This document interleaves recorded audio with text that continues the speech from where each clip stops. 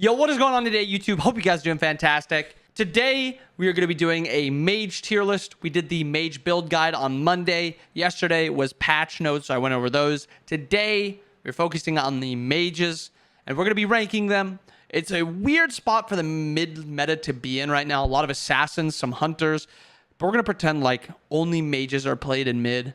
So this entire video will be dedicated to Mages in the mid lane. I'll talk about other roles that they're played in, but I'll be focusing on Mages played in mid lane. If you see something like Aokwang, it's going to be a not played tier because it is a horrible mid laner.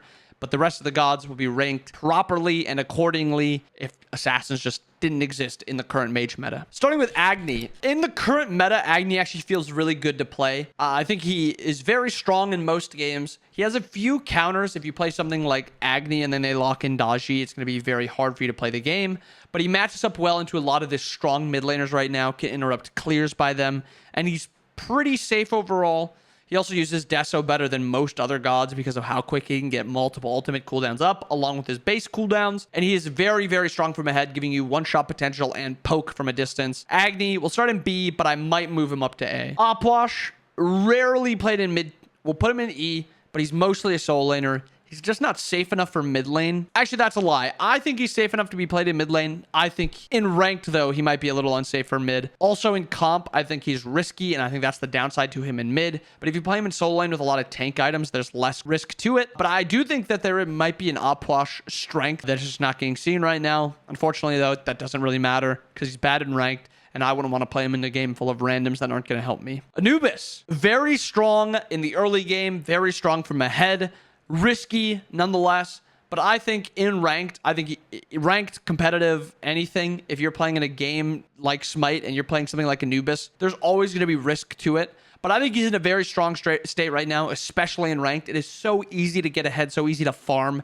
And poke does not matter against this character. You can just go walk to a back camp and full heal up off of it. Anubis is in a very, very strong spot, in my opinion. Aokwang is terrible in mid. Aphrodite is terrible in mid. Baba Yaga, I think, is great in mid. I think she might even be S tier if it wasn't for the Assassins. And now that she is no longer bugged, I think that this is a perfect time for Baba to be a top tier mid, even with the Assassins being played. Now, I'm going to talk about it like that. I think Baba's insane. Safer early game, farms well, hard to punish, and an incredible late game god, and that is exactly what you want from Mages. The downside of the randomness of her one is a little tough, but I don't think it matters enough to not put her in that S tier. She is incredible. Baron, we'll put him in not played because I think he's just better in solo and support in most games. That 50% mitigation buff to his ultimate is nice, but he's still very easy to punish from mid, and I think he builds better with tank items than he does with full damage.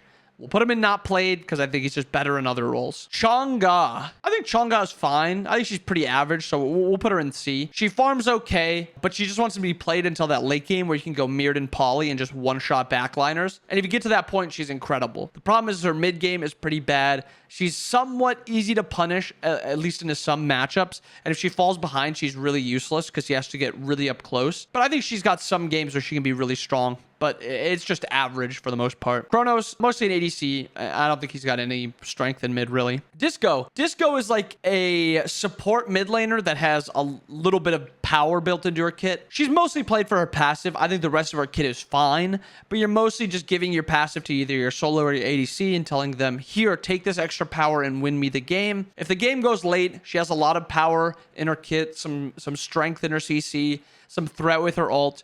But for the most part, you're playing her just to kind of augment one of your teammates. Eset, I think Eset's fine, but I think she just has more strength as a support. I don't think she's a mid laner, really. I don't think she's a solo laner, really. She's very strong in the early game, and she can be strong when she's ahead. I actually think she's better in the jungle than she is in mid and in solo, because I think she plays better ganking than she does playing into ganks or playing to get, well, I guess she's a good setup for her own ganks, but I think that she just plays better in other roles than she does in mid. Freya's a terrible mid laner. She can't clear. She's better in ADC. Okay, we saw Hades today in mid by BennyQ, but I'm still putting it at not played. It's really only getting played right now because of the Assassins in mid, and it matches up well against them. I mean, if Assassins didn't exist, Hades isn't getting played in mid, so we'll put him in not played. Ebo, even though he got 1 second off his one, he is still absolutely busted.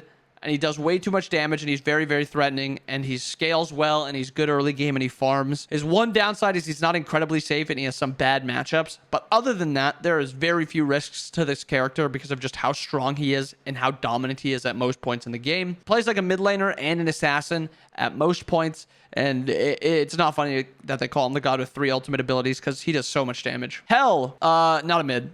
She's a support. Hera, I think she's fine, kind of in this above average tier. I think this will probably be the most populated spot because I think most gods sit around this area. She's not all that safe, but she's really strong when she gets ahead. She scales well into the late game. Argus is a monster in the mid portion. I think her items right now are fine.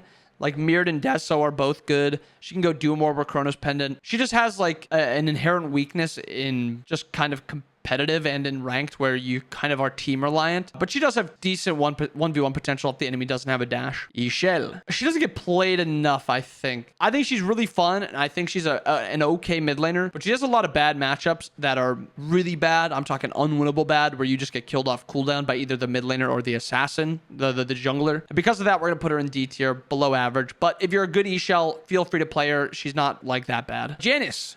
Are you playing ranked? F tier. And if you're playing ranked and you're on my team, F tier. Playing ranked and you're on the enemy team, S tier. A lot of people are really split on Janus where they think he's either really OP or really weak. I think he's average most of the time. People just kind of pick him to pick him. They don't really pick him thinking about comps. And a lot of times he's picked into really bad comps or the enemy has a really good pick into you, like Susano. I think Janus is fine. His build is fine. He's really comp dependent and really enemy comp dependent. And I think a lot of people just overlook that and they just kind of slam him because he's a safe mid laner. And I think that's a bad way to look at it. But yeah, we'll put him in average tier. I think Cuckoo's pretty bad. He farms okay. His build right now is fine, but he's just got really weak abilities kind of all around. He doesn't even farm all that well, even though he's kind of like supposed to be the quintessential farming god. His ult is super hard to hit unless you have massive setup. Yeah, we'll put him in E. Merlin, always going to be towards the top of the tier list. He's A tier, very strong. Farms well, farms safe, very strong if he gets ahead. If he falls behind, he's still going to be pretty useful because of just his big area damage and shred NCC. Self-sufficient, so you don't rely on your teammates too much. I think Merlin's good. Morgan. We're going to put Morgan in S tier too. I think she is insane in ranked. She's safe to farm if you level your 3 if you need to. She's got really good 1v1 potential, really good self-peel. She's got kill potential onto the enemy backliners with her ultimate. The one downside is she has no dash, but with how much self-peel she has, it doesn't really matter. And I think her build right now is insane. Deso, she uses really, really well because of how low her cooldowns are anyway.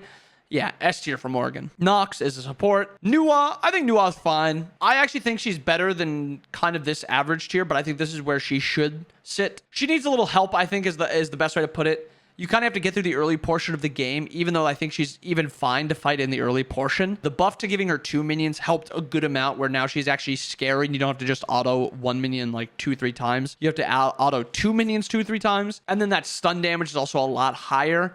And you don't need to put that point into the second minion earlier. So I think she's fine. She scales really well into the late game. Probably one of the best scaling mages. She's in a good spot. Olarun. More of an ADC than anything. He can be played in mid. We've seen Paul play him before, but I think he just makes way more sense in duo. Persephone. Maybe this is going to get a little bit of hate, but I think she's a C tier god. I think she's average. A lot of people hate her because they don't like her current kit compared to her old kit.